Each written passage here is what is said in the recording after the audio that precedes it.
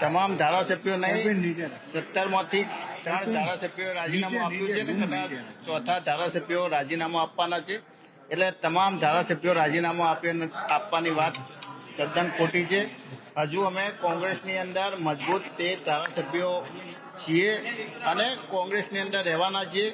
અને ભલે 13 જણા હોય પરંતુ લોકોના પ્રશ્નો ગુજરાતની જનતાનો અવાજ બની અને લોકોના પ્રશ્નો છે, બેરોજગારીનો પ્રશ્ન હોય, ગરીબીનો પ્રશ્ન હોય, ખેડૂતોનો પ્રશ્ન હોય કે શિક્ષણના પ્રશ્ન હોય, અમે હંમેશા લોકોના પ્રશ્નો માટે લડતા રહીશું.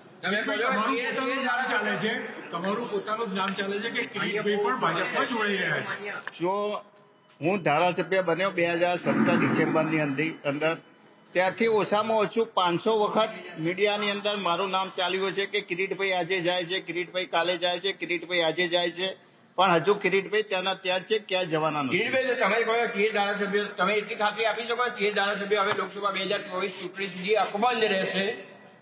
જો હું મારી ખાતરી આપી શકું, બાકીના બીજા ધારાસભ્યોની ખાતરી હું કઈ રીતે આપી શકું? ભારતીય જનતા પાર્ટી છે, તમે જાણો છો, કોઈને કોઈ રીતે એમની કોઈ મજબૂરીનો લાભ લઈ, કોઈની લાચારીની અંદર કોઈને ડરાવી ધમકાવીને કોઈ પણ રીતે.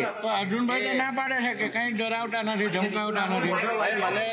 મને કોઈએ ધમકી આપી હોય અને રાજકારણી માણસ થઈને સાચું બોલે, જો સાચું બોલે તો રાજકારણી ના હોય. તમારી ખાતરી આપી દો કે તમે લોકસભા 2024 ચૂંટણી સુધી હું અકબંધ રહીશ એવું તમે ખાતરી આપી દો. લોકસભા નહીં, આવતી વિધાનસભા 2027 સુધી હું કોંગ્રેસ પર રહેવાનો છું, કોઈ જગ્યાએ જવાનો નથી. તમામ ધારાસભ્યો નહીં 17માંથી 3 ધારાસભ્યોએ રાજીનામું આપ્યું છે ને કદાચ ચોથા ધારાસભ્યો રાજીનામું આપવાના છે. એટલે તમામ ધારાસભ્યો રાજીનામું આપવાની વાત તદ્દન ખોટી છે. હજુ અમે કોંગ્રેસની અંદર મજબૂત 13 ધારાસભ્યો છીએ અને કોંગ્રેસની અંદર રહેવાના છીએ.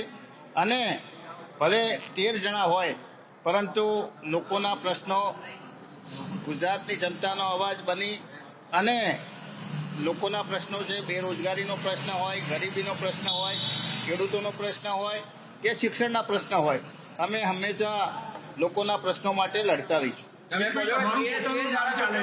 તમારું પોતાનું નામ ચાલે છે કે કિરીટભાઈ પણ ભાજપમાં જોડાઈ રહ્યા છે. જો હું ધારાસભ્ય બન્યો 2017 ડિસેમ્બરની અંદર, ત્યારથી ઓછામાં ઓછું 500 વખત મીડિયાની અંદર મારું નામ ચાલ્યું છે કે કિરીટભાઈ આજે જાય છે, કિરીટભાઈ કાલે જાય છે, કિરીટભાઈ આજે જાય છે.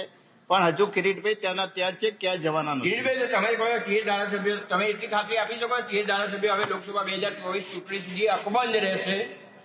જો હું મારી ખાતરી આપી શકું, બાકીના બીજા ધારાસભ્યોની ખાતરી હું કઈ રીતે આપી શકું? ભારતીય જનતા પાર્ટી છે, તમે જાણો છો, કોઈને કોઈ રીતે એમની કોઈ મજબૂરીનો લાભ લઈ, કોઈની લાચારીની અંદર કોઈને ડરાવી ધમકાવીને કોઈ પણ રીતે.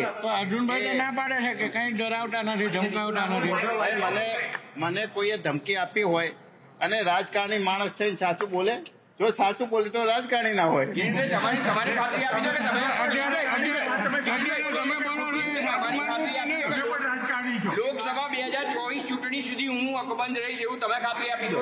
લોકસભા નહીં, આવતી વિધાનસભા 2027 સુધી હું કોંગ્રેસ પર રહેવાનો છું, કોઈ જગ્યાએ જવાનો નથી.